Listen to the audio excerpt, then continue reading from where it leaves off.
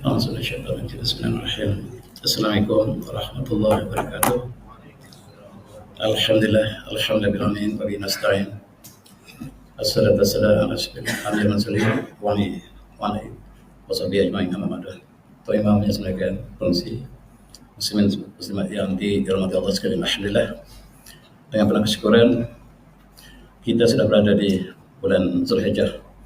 InsyaAllah dosa akan wukuf di Padang Arafah.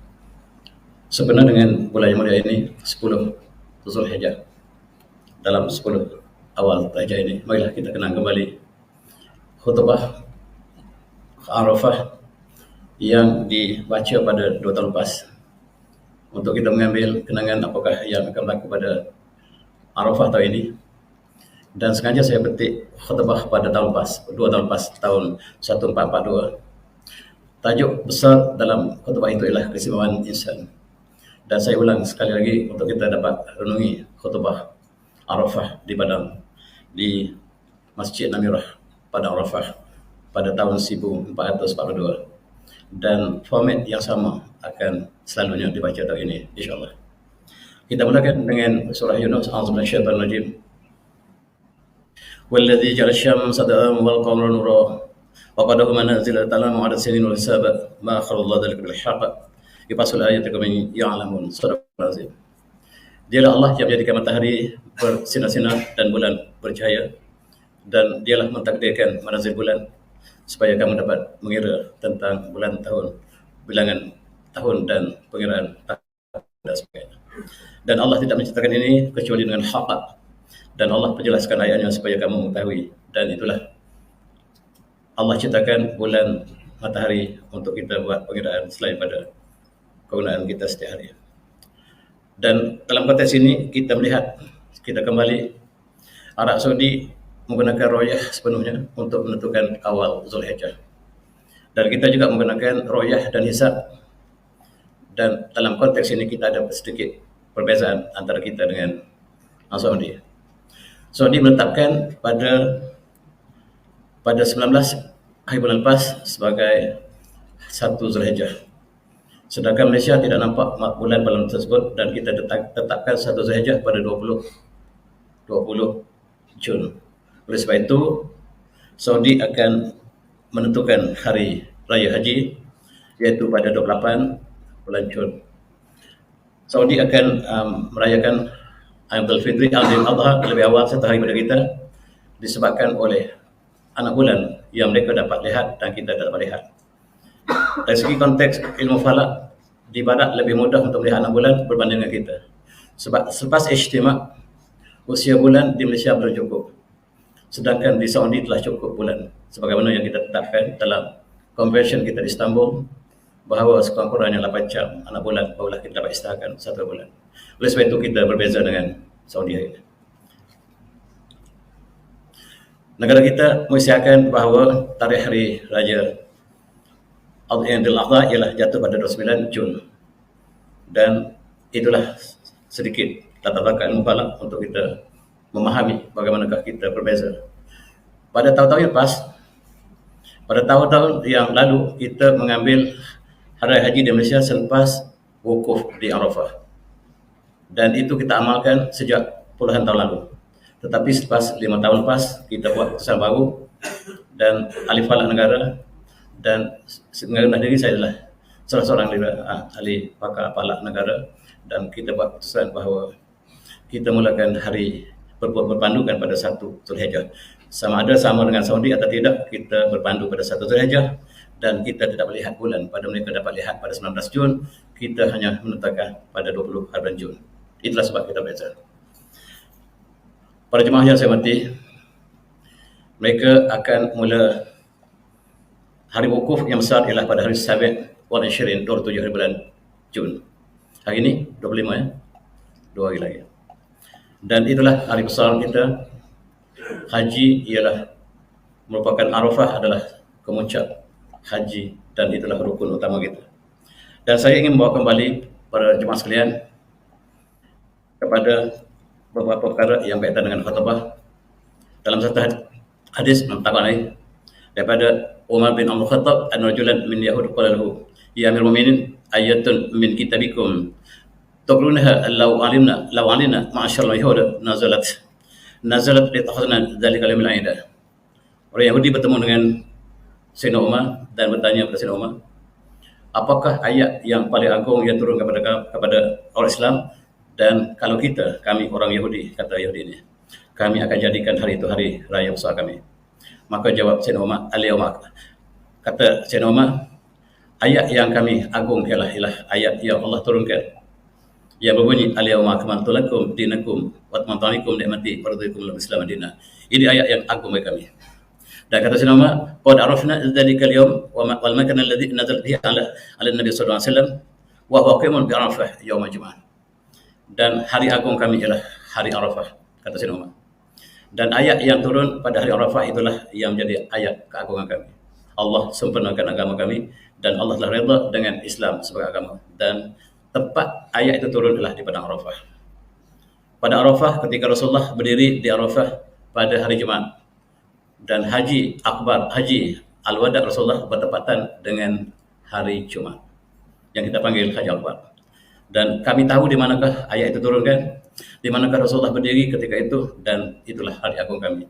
Hari agung kita mengikut Sayyidina Umar ialah hari Arafah. Tuan-tuan semati, dalam hadis yang diriwayatkan oleh Abu Hurairah dan Ibnu Hibban, Al-Baihaqi dan Ibnu Hibban, Rasulullah bersabda, "Inna Allah yuwahi bi ahli al-Arafat ahli as-samad. Fa yaqulu lahum unzuru ila ibadi jani syashan ghabran." Dan Allah pada hari Arafah, Allah berkata kepada penduduk langit, "Tengok, seluruh hamba-Ku datang dan berkumpul di padang Arafah dalam keadaan mereka datang dengan rambut yang kusut masai, datang kerana mengabdikan diri padaku." Allah berbangga kepada para malaikat hari Arafah sebab hambanya datang berkumpul di satu tempat, samina wa ta'na, dengan labbaik Allah labbaik labbaik la syarika lak labbaik innal hamda wan ni'mata lakal mulk la syarika lak. Itulah seruan agung yang Allah berbangga dengan penduduk langit, para malaikat. Tengoklah hamba-Ku yang datang, patuh, dan hajilah simbol kepatuhan seorang insan, seorang muslim. Dan berkumpul di dalam ibadah haji ialah ibadah harta, badan badani, maksudnya badan yang sehat dan harta yang kita korbankan, termasuk masa dan sebagainya. Di dalam hadis lain yang diriwayatkan oleh Imam Malik juga dan juga Imam Baihaqi, pada hari tersebut Rasulullah mengatakan, "Ma ru'a syaitan yawman huwa fi asr min wala adhara wala ahqar wala aryaz minhu fi yawm Arafah." Kata Rasulullah, saya tidak pernah lihat bahawa syaitan paling hina, paling marah, paling rendah kecuali pada hari Arafah. Syaitan dalam satu tahun paling hina ialah pada hari Arafah, sebab dia menyaksikan seluruh umat Islam tunduk patuh sedangkan dia menentang Allah. Dan kata Rasulullah, cuma yang tidak dapat aku lihat lebih hebat daripada itu ialah hanya pada hari Badar. Pada hari Badar sajalah aku lihat bahawa annahu qad ra'a Jibril yaza malaikah, dan pada itu pada hari Badar, peperangan Badar Kubra, aku lihat malaikat turun berduyun-duyun yang dipandu oleh malaikat Jibril. Dan keduanya ialah hari Arafah. Itulah pemandangan hinanya syaitan pada hari sepanjang satu tahun, iaitu pada hari Arafah, dan sebelum itu ialah pada peperangan Badar Kubra, ibarat Imam Malik. Di sinilah kita akan berkumpul di Masjid Namirah. Dan Rasulullah juga berkhutbah di sini dengan khutbah pengisytiharan kemanusiaan, pesanan-pesanan terakhir Rasulullah. Dan Rasulullah menyebut tentang harta, tentang darah perlu dihormati, kemuliaan perlu dihormati, wanita perlu dijaga, dan pesan-pesan terakhir Rasulullah dilakukan di sini. Kemudian masjid dibina dan kita sebut Masjid Namirah yang tidak jauh daripada Jabal Rahmah, dan disinilah tempat utama hari Arafah. Tapi sayang, orang Malaysia, jemaah haji Malaysia diletakkan di hujung padang Arafah, dan kita tak dapat menyaksikan apa yang berlaku di kawasan Masjid Namirah. Itulah yang berlaku pada negara kita. Wallahu a'lam. Saya ingin mengambil berkongsi hari ini ialah tentang khutbah yang dibaca pada hari Arafah. Kita mengambil iktibar, dan bagi kerajaan Arab Saudi, khutbah pada hari Arafah ialah kemuncak dan ulama yang terbaik akan dipilih. Inilah dia senarai nama-nama khatib yang dipilih sepanjang beberapa 10 tahun lepas. Mereka yang terbaik di kalangan ulama Saudi. Dan sebagai contohnya, pada tahun 1344 yang membaca khutbah ialah Syekh Abdullah Hussein Ali Syekh, Abdul Aziz Abdullah Ali Syekh, dan lain-lain. Maksudnya mereka memilih seorang ulama terbaik mereka untuk membaca khutbah, dan senarai lainnya lah seperti yang berikut. Antaranya lah Abdul Aziz Bas, kemudian Abdul Rahman Sudais, dan lain. Tahun lepas ada satu peristiwa yang mendebarkan. Seorang ulama dipilih, ulama agung Saudi dipilih, tetapi ditentang oleh seluruh ulama dunia. Barangkali saya tidak sebut apakah sebabnya, tetapi kontroversi telah berlaku pada tahun lepas. Mudah-mudahan tahun ini tidak berlaku lagi. Tahun lepas Malaysia setenang air di Tasik tidak tahu apa-apa yang berlaku di Arafah, tetapi orang Arab mengadakan protes terhadap khatib yang membaca khutbah di Padang Amirah, di Masjid Amirah, sebab peristiwa itu peristiwa yang paling agung dalam sejarah manusia dalam satu tahun, ialah khutbah di Padang Arafah. Pada tahun ini mereka memilih orang lain.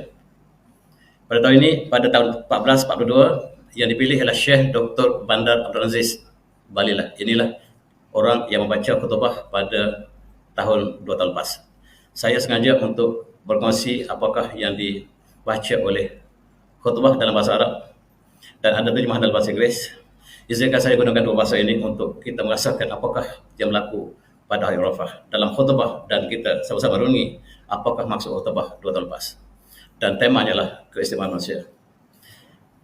Kata khatib selepas permulaan muqaddimah kepada khutbah, dia mengatakan yang zaman insan at-tauhid, dan sebaik-baik ihsan ialah tauhid. Dia bercakap tentang ihsan, fala yu'badu siwallah, tidak boleh sembah selain Allah, wa la yusalli illa lillah, tidak boleh melakukan ibadah solat kecuali pada Allah, wa la hadun aw ghairah, tidak boleh seorang berdoa kecuali pada Allah. Itulah yang menjadi tema kepada khutbah tahun tersebut. Dan dia juga membaca ayat temanya, a'udzubillahi minasyaitonirrajim, walladzi khalaqakum min turabin tsumma min nutfatin tsumma min 'alaqah tsumma yakhluqukum tifla tsumma litablu ashuddakum tsumma takunu syuha wa minkum yatawaffa min qabl wa litablu ajalan musamma wa lakum ta'qilun. Dan ini ayat tema yang digunakan oleh khatib pada hari Arafah. Dan dialah Allah yang mencipta kamu daripada tanah, kemudian daripada nutfah, kemudian daripada 'alaqah, kemudian Allah mengeluarkan kamu sebagai bayi, kemudian kamu dibesarkan sehingga kamu mencapai tahap asyudah, kekuatan kamu, dan akhirnya kamu dijadikan syuha, orang tua. Wa minkum yatawaffa min qabl, dan sebahagian kamu diwafatkan oleh Allah sebelum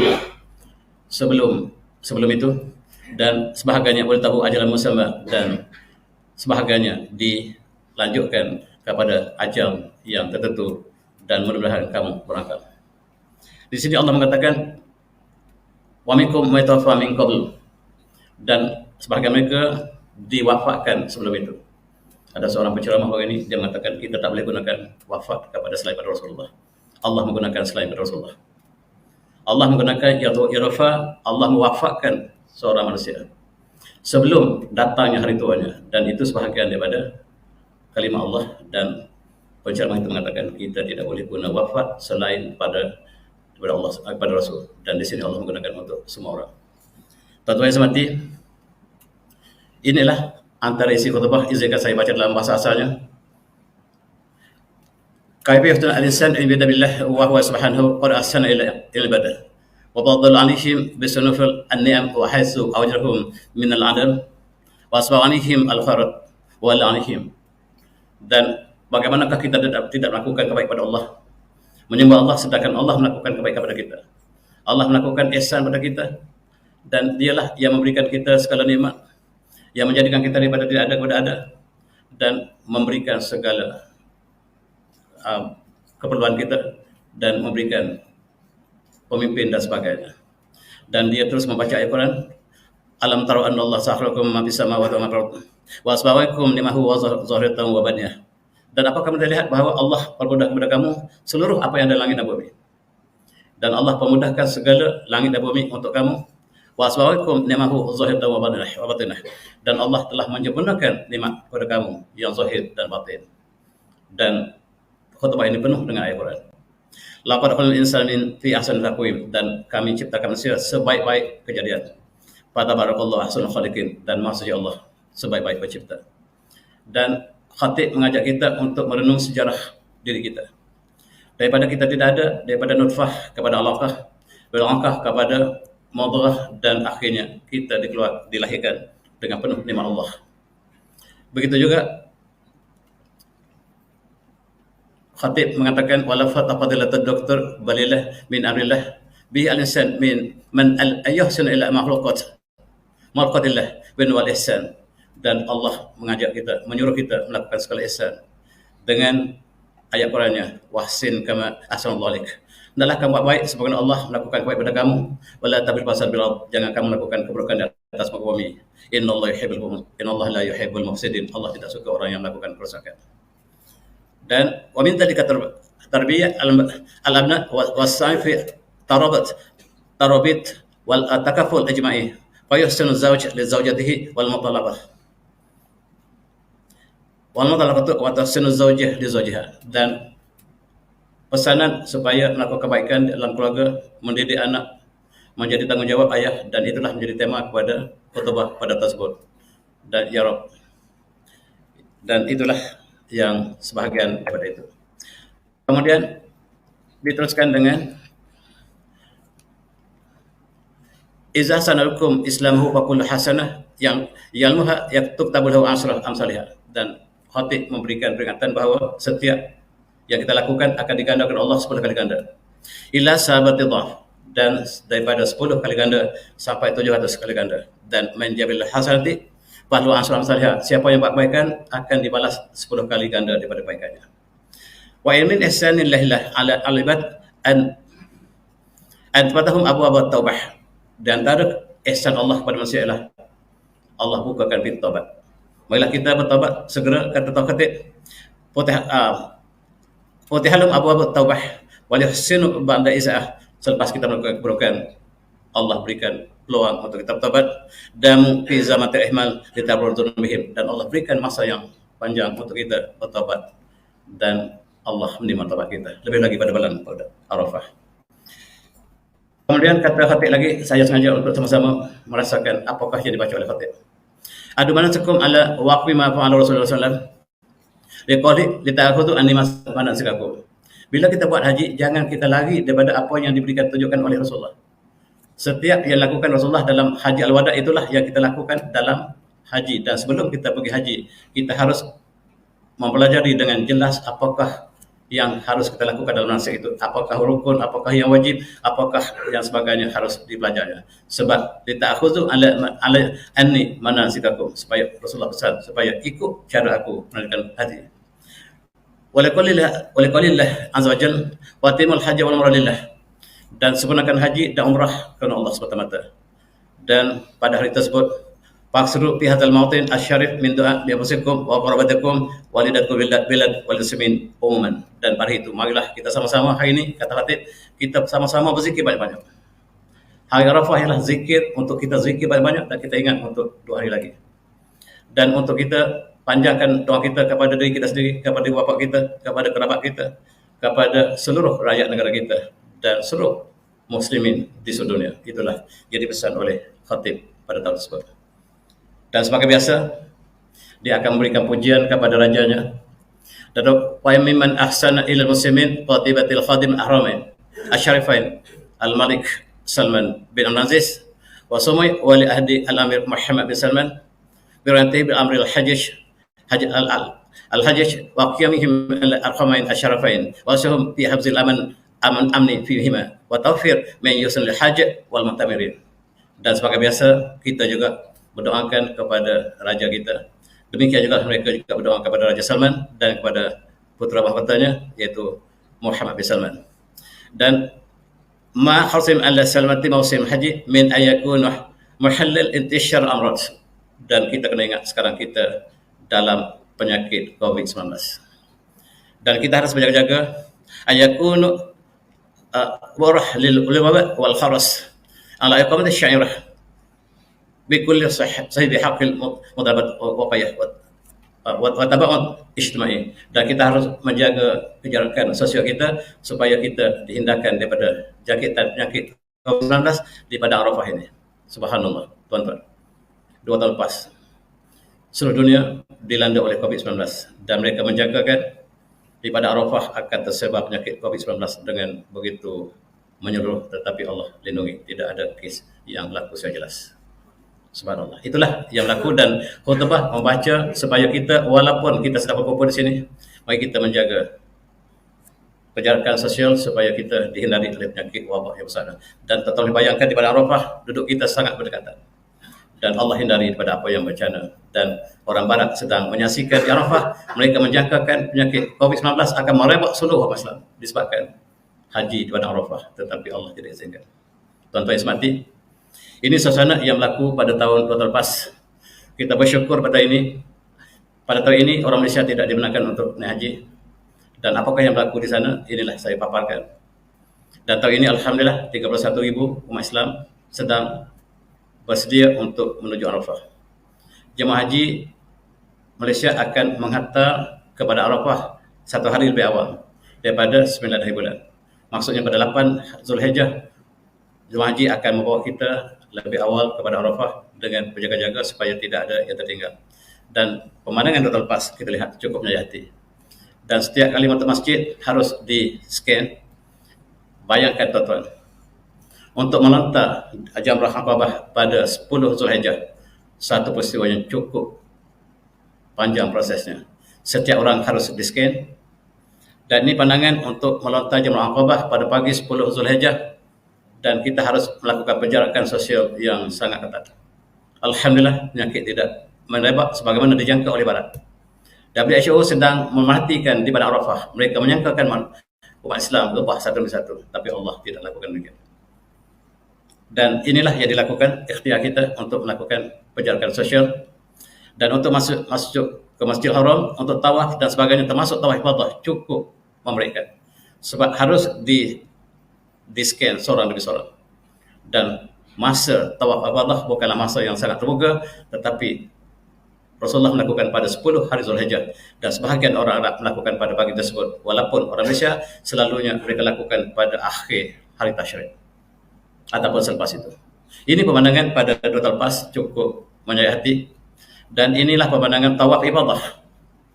Kalau kita lihat tawaf ibadah, tidak ada ruang di antara manusia-manusia di keliling Kaabah.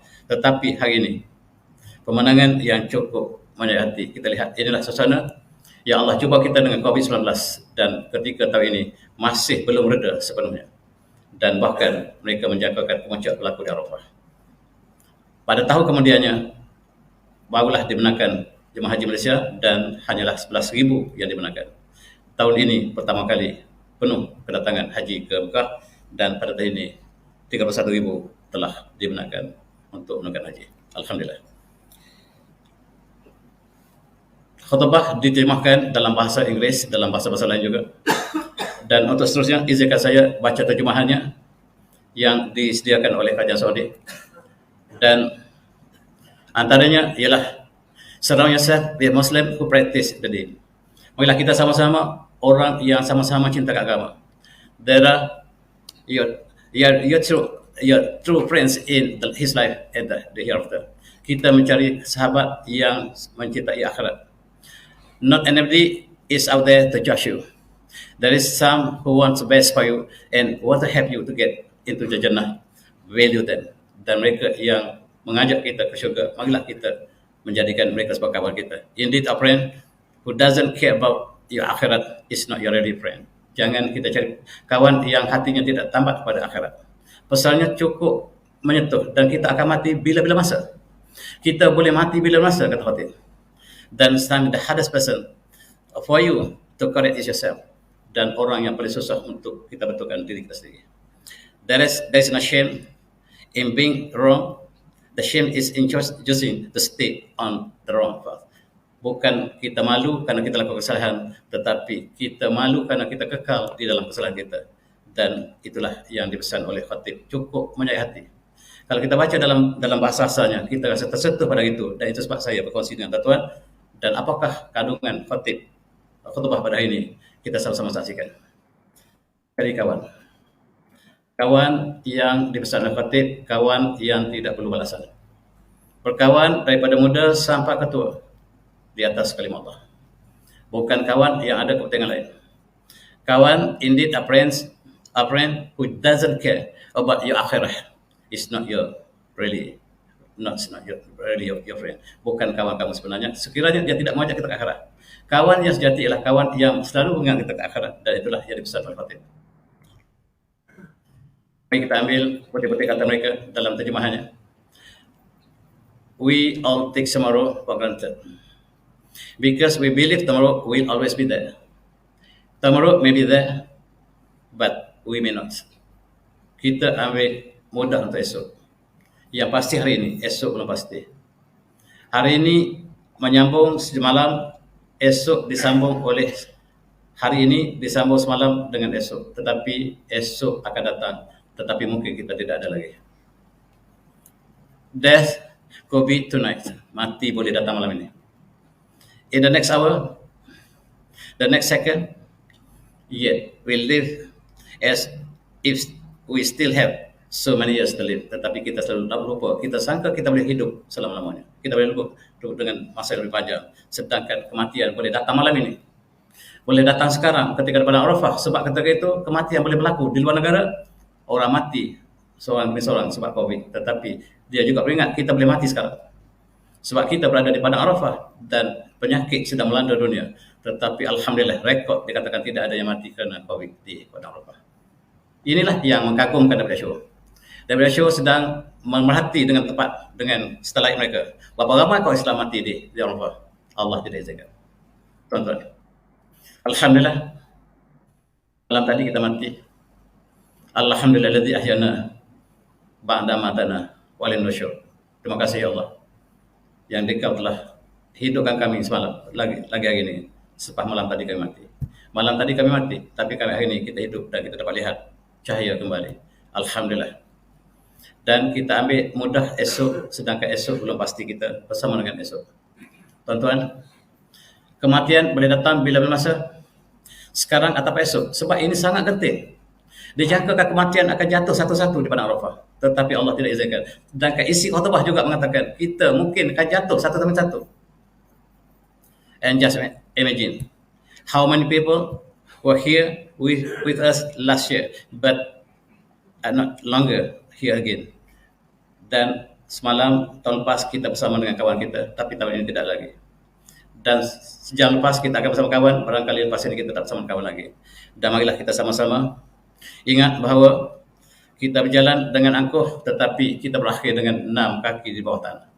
Jangan kita angkuh, dan apabila kita berada di puncak kehidupan kita, jangan lupa sebab kita akan kembali ke tanah. Kita akan kembali ke tanah. Jangan berjalan angkuh. Berjalan dengan penuh sederhana. Pijaklah bumi dengan lemah lembut sebab kita akan berada di bawah bumi. Itu pesanan khatib. Sangat menyentuh hati dalam bahasa asalnya. Dan ramai orang menitiskan air mata itu. Kita dengar saya dengar dalam komputer saya live. Juga menyentuh hati perasaan kita sebab dia menyentuh tentang kematian. Dan mari kita ingat diri kita. Rubbama al-maut yaqtarbu minni wa ana la ashurih. Kematian sedang menuju pada kita dan kita tak merasa apa-apa. Litafikillah ya Allah fi sakatil mati. Ya Allah, ringankanlah kesakitan sakaratul maut. Antakuna khatimi hasanah, jadilah akhir hayatku dengan kebaikan. Allahumma sunna husnul khatimah. Ya Allah, berikanlah pada kami kebaikan, penutupan hidup yang baik. Dan Allah, berilah kuburku cahaya, dan ketika aku berada dalam kubur, Allah menawwir qabri yawma yubatu jasadi fihi warhamni yawma la yazkuni zakir wa la yazni zair. Satu hari aku akan lupakan orang lain. Aku akan bersorangan dalam kubur. Tiada siapa yang ziarah aku lagi. Dan tiada siapa yang ingat lagi. Dan ya Allah, ketika itu berilah rahmat padaku. Dan tema kematian yang dibaca oleh khatib sangat-sangat menyentuh hati perasaan. Dan seterusnya dia katakan, kamu sentiasa menjaga pakaian cantik. You look for your latest fashion and designer. but don't forget Husn Adam. You will end up with in the white clothes. Kita akan berakhir dalam kain kapan kita. Kita memilih pakaian cantik tetapi kita akan berakhir dengan kain kapan. Dan oleh sebab itu kita tengoklah perahu kita. You shouldn't throw away a diamond to pick up a rock. Jangan buang intan dan memilih batu. Jangan membuang akhirat dan kita mengambil dunia. Pesannya. Itulah yang dipesan oleh khatib. Cukup panjang. Untuk kita lulus peperiksaan di akhirat nanti, kita mesti membaca teks. Teks kita Al-Quran. Dan kita lihat di barang jauh kita Al-Quran. Betapa jauh kita Al-Quran dipesan sebab kejayaan kita adalah apabila kita dalam peperiksaan, kita menjawab tepat dengan teks yang dijadikan sebagai teks peperiksaan. Sekiranya kita tak membaca teks, pasti gagal. Oleh sebab itu, untuk lulus peperiksaan, baca teks Al-Quran dengan lengkap. Baca, faham, amal dan menghayati. Itulah pesan khatib pada hari tersebut. Sebab kematian akan datang pada masa yang selepas saat kemudian. Tuan-tuan, kamu melihat fashion pakaian kamu yang indah, tetapi kamu lupa pakaian terakhir kamu adalah kapan yang sangat sederhana. Dan kita ada dua jalan yang Allah sebut, imma syakra wa imma kafura. Allah berikan inna hadainahu sabil wa imma syakra wa imma kafura, dan Allah berikan satu jalan yang benar, tetapi kamu diberi pilihan untuk memilih jalan kiri ke atas kanan. Jalan syukur ataupun jalan kufur, dan alangkah malang sekiranya keluarga kita, auzubillah, memilih jalan ke kiri dan menempuh jalan yang sukar di akhirat nanti. Itulah yang dilakukan. Jadi Al-Quran sebagai sahabat setia kita sepanjang zaman, sepanjang masa. And make the Quran your companion and a part of your life. Dan sentiasa jadikan Al-Quran dalam semua hidup kita.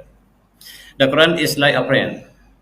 The longer the friendship lasts, the more you will know the secret. Dan semakin lama kita membaca Quran, lagi banyak kita tahu rahsianya.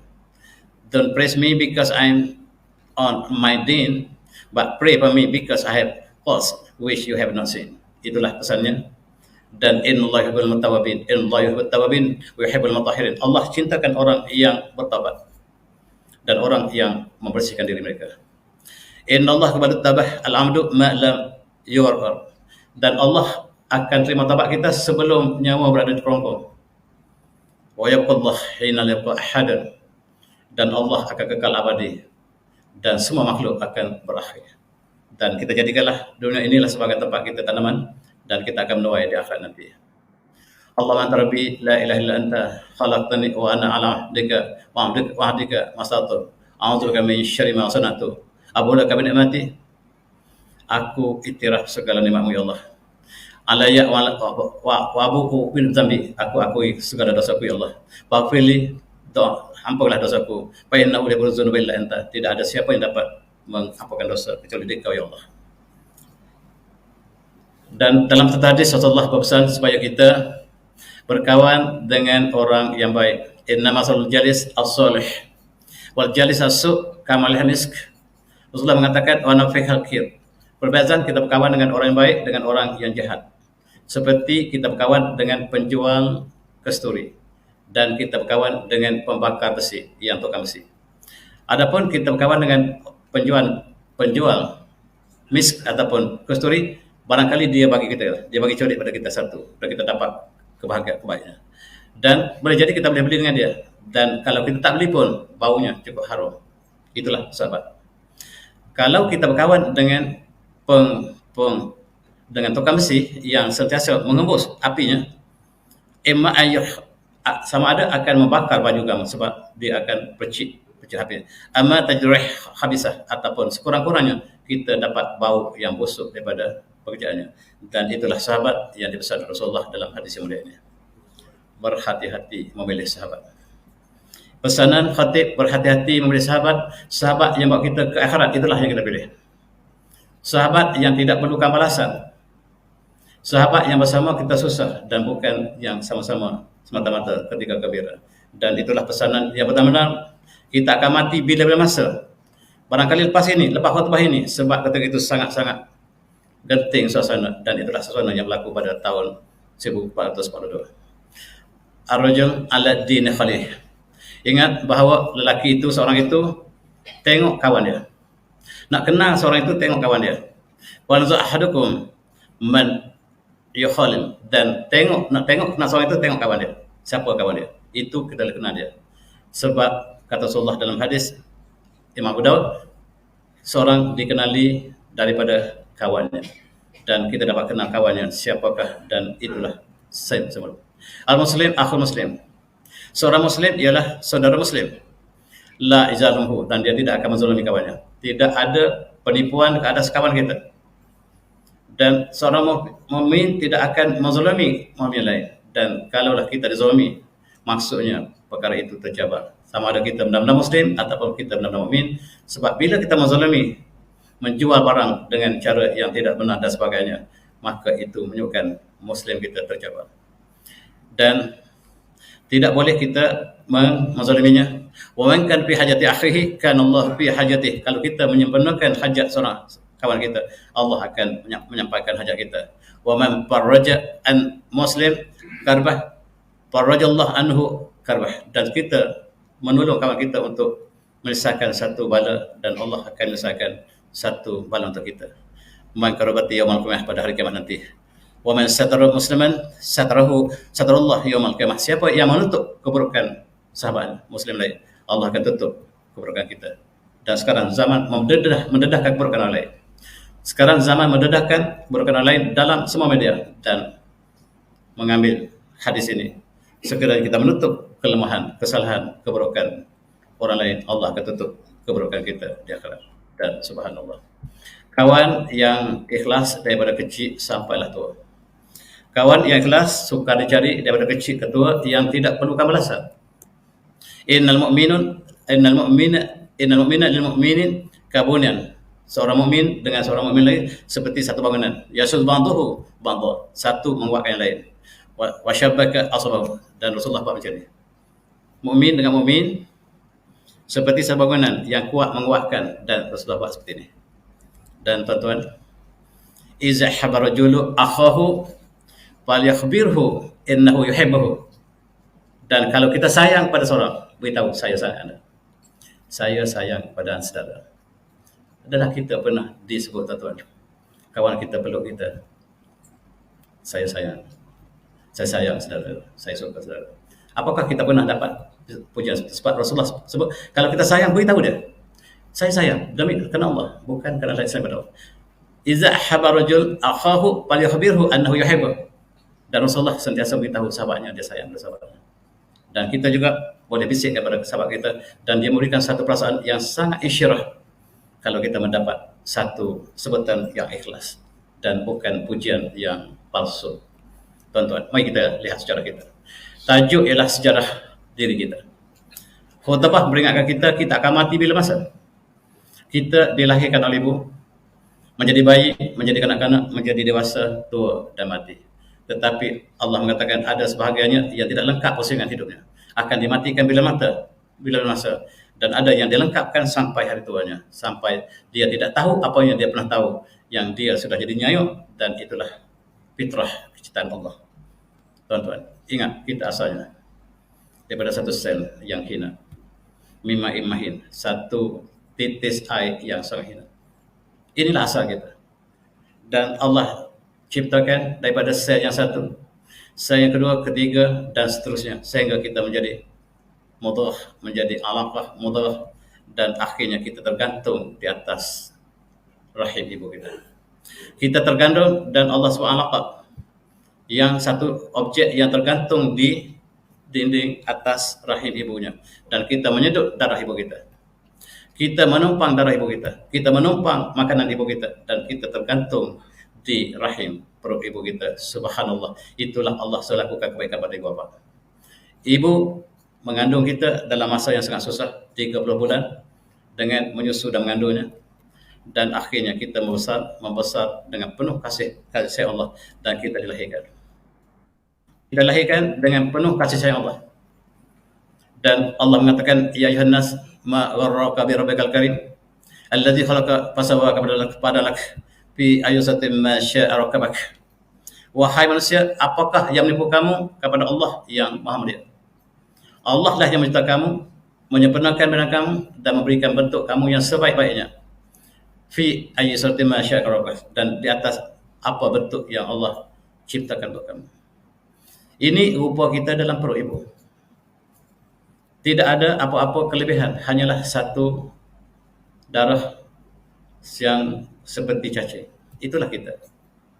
Kemudian Allah bentukkan bentuk kita, lahir dengan penuh kasih sayang Allah.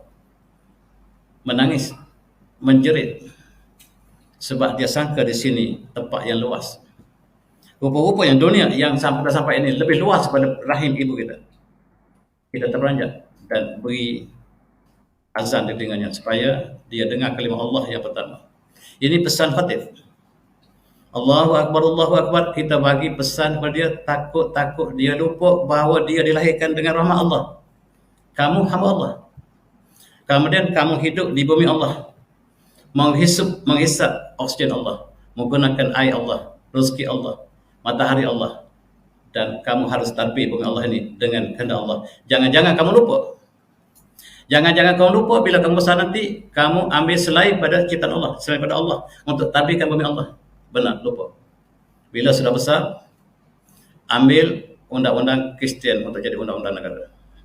Mengambil sistem riba untuk jadikan sistem negara. Kita lupa tadi di azan bahawa kamu dilahirkan dengan rahmat Allah. Dan hidup imma syakiran wa imma kafura. Hidup bersyukur dengan ciptaan Allah yang Allah lahirkan kita dengan penuh rahmat, ataupun hidup lupa jalan. Alhamdulillah kita golongan tua, tuan-tuan. Mudah-mudahan Allah selamat kita daripada perkara tersebut. Tetapi anak-anak kita, generasi kita, apakah mereka juga memilih jalan yang inna hadana sabil imma syakira wa imma kafura? Mereka lupa jalan kembali, tuan-tuan. Mereka lupa jalan kembali. Di universiti pun mereka ada pesta sekarang. Tempat menuntut ilmu telah dicemari dengan konsert dan sebagainya. Cukup memalukan. Dan hidup kita hanyalah untuk dunia semata-mata. Dan kita ada Coldplay yang bakal kita bawa ke sini. Kita hidup hanyalah untuk dunia. Membuang diamond, mengambil batu. Meninggalkan akhirat, mengambil dunia. Dan itulah yang dipesan oleh khatib. Dan pakai pakaian seperti ini, tuan-tuan, bukan simbol kemiskinan. Simbol kafuro, imma syakra wa in kafuro. Seluar yang baik-baik dia beli yang sudah koyak.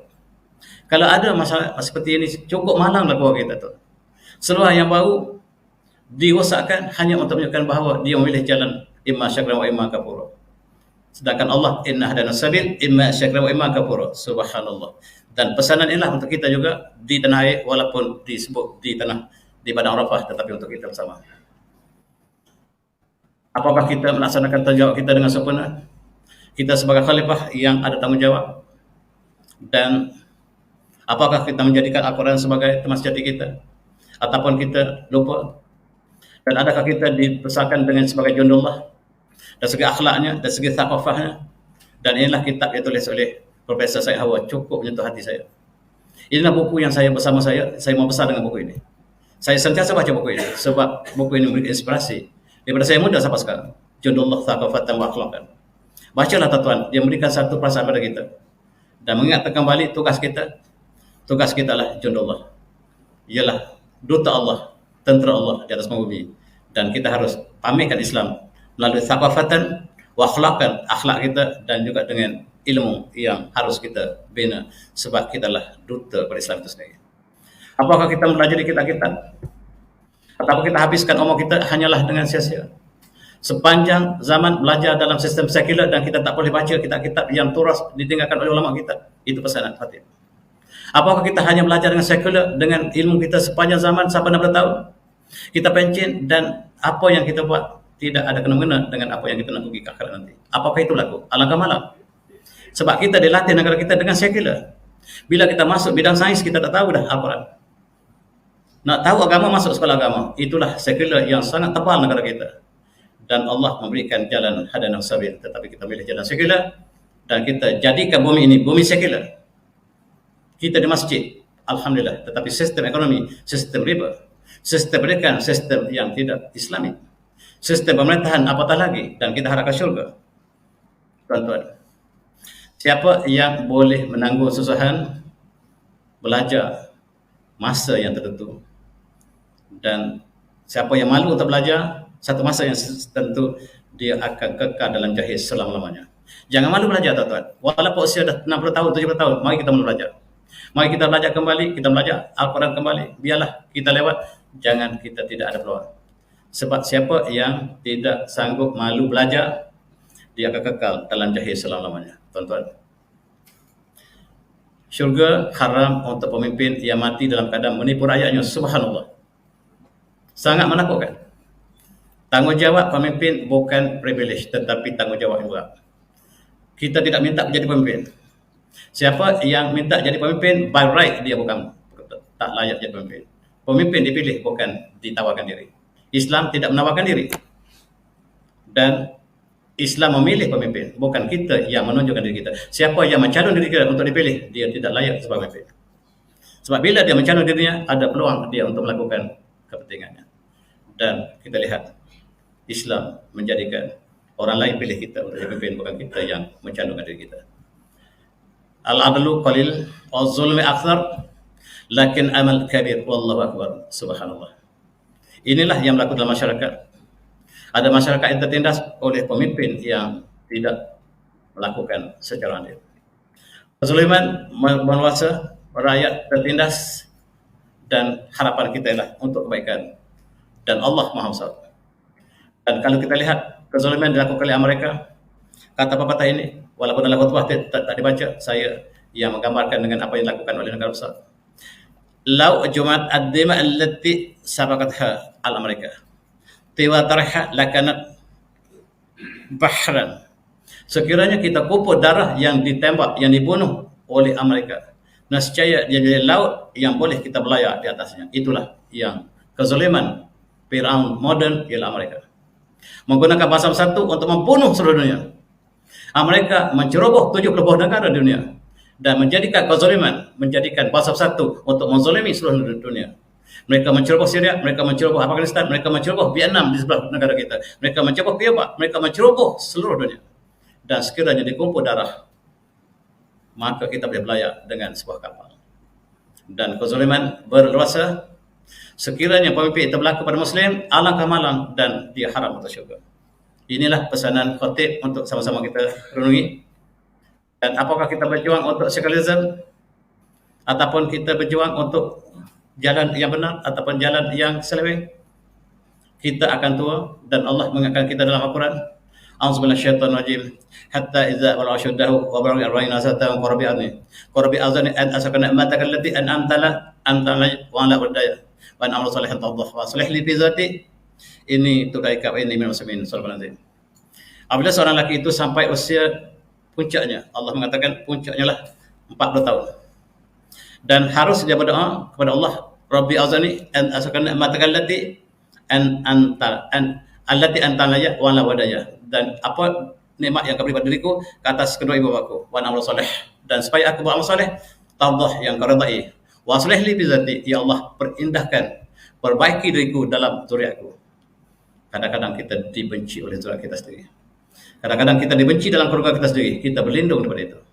Kadang-kadang generasi kita yang akan datang membenci kita sebab kita bersama kezaliman ketika kita hidup dulu. Generasi kita menyebut kita dengan kezaliman sebab kita sebut pada moyang kita dulu yang bersama dengan penjajah. Dan ini untuk mereka, ya Allah, sekarang aku bertaubat padamu, wa inni minal muslimin, aku tunduk patuh padamu ya Allah. 40 tahun usia bertaubat, 40 tahun hijrah ataupun 38 masih. Dan usia umat Muhammad adalah di antara 60 hingga 70 tahun hijriah ataupun 58 hingga 68 tahun masih. Rasulullah wafat ketika baginda 63 tahun ataupun 59 tahun ataupun 60 tahun masih. Tuan-tuan, dulu handsome, perkasa, sekarang sudah tua. Dan ingat kembali, kita akan kembali dari segi saintifik, usia 40 tahun otak kita mula, badan kita mula menurun, kemuncak 40 tahun. Dan 40 tahun itu hijriah sama dengan 39 tahun syabsyah ataupun masih. Kata saintifik, usia kita mencapai 40, kita mula puncak dan kita mula turun. Dan DNA kita dia sudah mula memendek. Doktor dapat lihat usia kita turun. Kita tak tahu usia kita. Tetapi dengan pemendekan telomere ini, kita dapat lihat usia kita semakin mengecil. Di hujungnya dia hilang. Sikit-sikit di hujungnya. Dan akhirnya DNA kita menggambarkan usia kita. Tuan-tuan semati, kita akan sampai usia yang tua bangka. Tuan-tuan yang disampaikan usia ini dengan keadaan sihat, alhamdulillah. Dalam keadaan yang bahagia, alhamdulillah. Sebab ada ramai orang yang tidak bahagia, yang ditinggal keluarga, yang tersedai di rumah orang tua lebih malam. Anaknya bukan tidak ada, anak 3 orang, tapi masing-masing menghantar ibunya ke rumah orang tua cukup malam. Bila mendengar ibunya telah meninggal, mereka segera bertiga-tiga berjumpa di rumah mayat dan bertengkar apakah harta yang peninggalan si ibu yang masih ada. Mereka bertengkar di bilik mayat. Itu keluar dalam akhbar kita. Mereka bertengkar selepas mereka tinggalkan ibu mereka di rumah orang tua. Alangkah malangnya. Dan ini hidup masyarakat. Tuan-tuan pergilah ke Kajang, ke taman setamat. Bagaimana kaum orang tua ini? Saya pergi dengan pelajar saya semasa dulu. Jumpa dengan seorang tua, Pak Cik. Pak Cik ada anak tak? Ada. Sekarang, kat mana Pak Cik anak Pak Cik? Saya tak tahu. Dulu, saya sangat miskin, kata Pak Cik. Saya dengan anak saya, bila saya balik kerja, anak saya masih kecil, isi saya tinggal anak atas rumah. Menangis. Umur 2 bulan. Isi saya benci pada saya miskin. Isi lagi selepas melahirkan anak saya, anak lelaki saya. Saya bela dia sampai usia masuk universiti UKM. Sorry, satu universiti di Malaysia. Lepas tu bila dapat kerja, dia kahwin. Dia sayang pada saya, tetapi isterinya benci pada saya. Saya pegang, gelas jatuh, pecah. Gelas itu dia beli mahal, isterinya beli. Dia nasihatkan anak saya, hantar saya rumah orang tua. Saya tak tahu. Satu hari, ayah, mari kita pergi ke Lumpur. Ya, pergi. Ayah tunggu sini kat stesen Kajang, kat stesen pas Kajang. Ayah tunggu sini ya, saya datang petang ni ambil ayah. Saya ada hal sekarang. Okey, tunggu. Petang tak datang, esok tak datang, sebulan tak datang. Dia tinggal ayah di situ. Dan dibawa ke rumah orang tua. Kemudian kita jumpa dia menangis. Bukan anak saya tak ada. Tapi dia sayang pada saya. Saya tahu dia sayang, tapi isteri dia tak sayang pada saya. Sebab saya pecahkan gelas dia. Itu nasib kita belum pasti, tuan-tuan. Anak yang kita asuh. Kalau kita asuh, saya kira apakah yang kita harapkan? Tuan-tuan, akhirnya kita akan berakhir di sini. Allah mengatakan, setiap jiwa akan merasa kematian. Wa innama taqawna ujurakum yaumal qiyamati wa man zahana nar wa dar jannata faqad faz wa mal hayatun illa mata'ul ghurur. Setiap jiwa akan merasakan kematian. Sesungguhnya akan disempurnakan setiap amalan kita buat di akhirat nanti. Wa man zahana nar, siapa yang dihindar pada neraka, wa dar jannata, dan masuk dalam syurga, faqad faz. Allah tarikkan kejayaan, maka dia orang berjaya. Berjaya ialah apabila kita bebas dari neraka dan Allah masuk syurga, maka Allah mengatakan itulah maksud kejayaan. Wa mal hayatun illa mata'ul ghurur, dan kehidupan dunia ini semata-mata ialah kesenangan yang menipu. Bukan kita kata, Allah yang sebut. Kita akan berakhir dalam kain yang sangat sederhana, kain putih. Dan ketika itu jiwa pun berkata, Allah merakamkan antakun nafsu ya hasata ala ma fartubi jamillah wa in kuntu minas sakhirin. Alangkah malangnya jiwaku, alangkah malangnya aku, sebab aku telah meninggalkan segala peluang untuk aku lakukan kebaikan, sedangkan satu masa itu aku sihat, aku tak lakukan kebaikan. Antakula anna Allah kadani lakuntum minal muttaqin, dan kita berangan-angan ketika nyawa sudah berada di sini, mudah-mudahan Allah berikan petunjuk padaku, sedangkan kita tidak berusaha pada itu. Ataupun anta baru annali karota aku dan muslimin, dan apabila kita melihat azab sudah datang, nyawa sudah tinggal di kampung, alangkah baik sekiranya Allah kembali aku ke dunia dan aku akan melakukan kebaikan. Allah mengatakan, bagaimanakah amalan seorang yang hampir mati, merasakan sekiranya Allah panjangkan usia, maka aku akan lakukan kebaikan.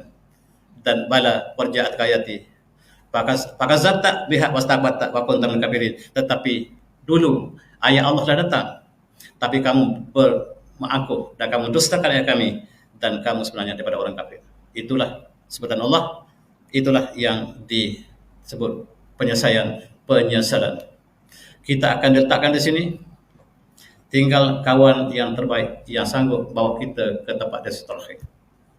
Kawan yang terbaik yang sanggup cuti kita pada itu. Yang kawan lain terus bekerja.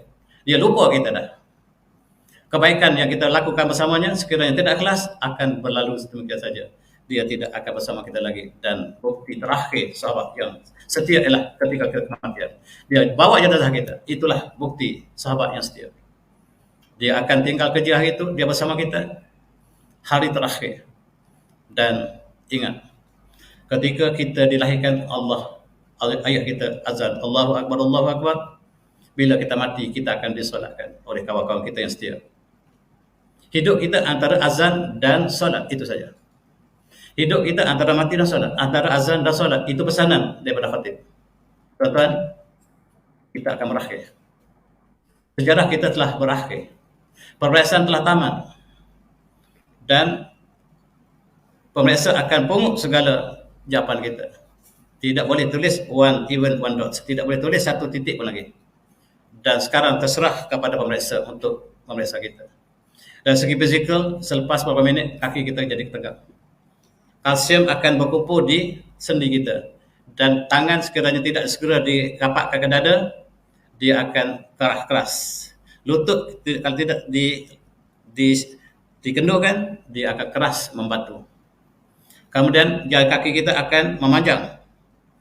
Kita lebih tinggi, kita mati, kubur kita akan lebih panjang daripada saiz kita sebenarnya. Sebab kaki kita akan memanjang. Dan orang akan ukur saiz kita dan kubur digali. Selepas beberapa jam, maka berlakulah perubahan pada kulit kita. Selepas beberapa jam, kulit kita akan mula berubah warna dan akan menjadi hijau, hitam, pecah, nanah, ulat, hancur, tinggal tulang. Inilah yang kita jaga ketika itu badan kita akan kembung, hitam, pecah, bernanah, dan daging terkeluar daripada tulang. Ulat akan segera makan. Tak macam mana ulat boleh masuk dalam tulang kubur? Dalam masa yang singkat menjadi tulang dan tengkorak yang masih tinggal. Dulu handsome tetapi hanyalah tinggal tulang. Ini pesanan dalam khutbah yang cukup menyayat hati. Itu sebab saya ulang sekali lagi ini. Sebahagiannya saya tambah untuk kesan psikologi. Dan Allah mengatakan wa min waraihim barzakhun ila yaumi yub'atsun. Dan selepas itu kita akan kekal dalam alam barzakh. Kita akan kekal dalam alam barzakh sampai hari berbangkit. Sama ada kubur kita adalah kubur sebahagian daripada taman-taman syurga, mudah-mudahan. Dan ataupun hafrah min hafratin nar, ataupun daripada lubang daripada neraka. Alhamdulillah. Kubur akan menjadi sebahagian taman-taman syurga ataupun sebahagian daripada jurang neraka. Alhamdulillah. Imma syakran wa imma kafura. Dan ini kejayaan kita yang sebenarnya. Dan sekiranya anak kita tidak dapat solat kita pada hari terakhir, alangkah malam. Kita dengar berita anak dia ke Amerika 3 orang dan balik bila dia meninggal dunia. Dan hari itu kita ada bersama. Jenazah ayahnya dimandikan di belakang. Sesat dikapankan dibawa ke depan. Bilal membuat pengumuman kepada saudaranya, kepada warisnya, sila ke depan untuk menjadi imam. Dan 3 anaknya masih berlengah di luar. Sebab seorang pun tidak boleh untuk jadi imam solat. Khidmat terakhir seorang anak berayah ialah hari solat. Jangan biar orang lain jadi imam. Biar anak kita jadi imam kita. Kalau anak kita gagal menjadi imam, hari kita mati, kita gagal di dunia. Tuan-tuan, maafkan saya. Kalaulah anak kita tidak boleh solat kita, hari kita mati, kita gagal. Tuan-tuan, alangkah indah kalau adik-beradik berebut untuk menjadi imam pada hari kematian ayahnya, ibunya, neneknya, dan sebagainya. Itulah yang kita lihat. Sekarang kejayaan yang kita tarifkan tidak sama dengan tarifan yang disebut oleh Allah tadi. Siapa yang Allah hindar pada neraka, wadal jannata faqad faz, dia berjaya sekiranya dia terhindar pada neraka.